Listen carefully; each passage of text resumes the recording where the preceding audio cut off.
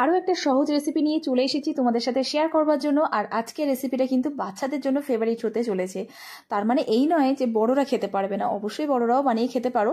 মানে সকালবেলা হয় না, মানে কিছু বানাতে ইচ্ছা করছে না, একটু ঝটপট যদি কিছু বানিয়ে নিয়ে ব্রেকফাস্টে খাওয়া যায়, তো সেরকম যদি কিছু মন চায় তো এটা কিন্তু বানানো যেতেই পারে। খুব কম উপকরণে বানানো যায় আর ঝটপট বানানো তো যায়, সেটা প্রথমেই বললাম।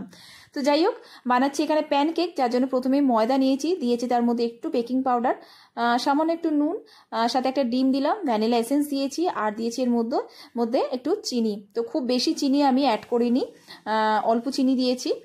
দেওয়ার পরে দেখো ভালো করে এটাকে মিশিয়ে নিয়েছি। নেওয়ার পরে এর মধ্যে আমি অল্প অল্প করে দুধ অ্যাড করব। তো এখানে দুধটা কিন্তু মানে ঘরের যে নর্মাল টেম্পারেচার তার সেরকমই দুধ নিয়েছি।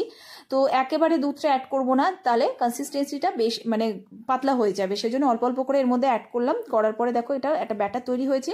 সামান্য একটু তেল এর মধ্যে অ্যাড করে দিচ্ছি, খুব বেশি না, একদম 1 চামচ তেল দিয়ে এটাকে ভালো করে আমি মানে মিশিয়ে রেখে দিলাম। অন্যদিকে ততক্ষণে আমি গ্যাসেতে বসিয়েছি কড়াইটা গরম হওয়ার সাথে সাথে সামান্য একটু তেল আমি অ্যাড করলাম। খুব বেশি তেল লাগবে না, খুব সামান্য, এই তেলটাই কিন্তু পুরো মানে প্যানকেকগুলো বানানো হয়ে যাবে। তো এটাকে একটু স্প্রেড করে দিলাম তেলটা। তারপর দেখো অল্প অল্প করে এইভাবে ব্যাটারটা আমি কড়াইতে দিয়ে দিচ্ছি। তো দেখবে একটা পিঠ হয়ে যাওয়ার সাথে সাথে এইভাবে কিন্তু উল্টে আর একটা পিঠও কিন্তু এইভাবে ভেজে নিতে হবে।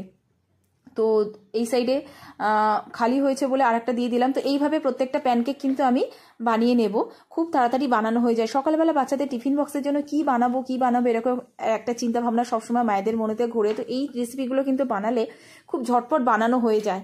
তো দেখো এখানে বানানো হয়ে গেছে। এরপরে ওপর থেকে কিন্তু তোমরা এর মধ্যে মধুও দিতে পারো, কিন্তু আমি এখানে দিয়ে দিলাম চকলেট সিরাপ, খেতে ভালো লাগে। তো চলো, রেসিপিগুলো কেমন লাগলো জানাতে ভুলো না। পাশে থেকে এরকম নিত্য নতুন রেসিপি পাও।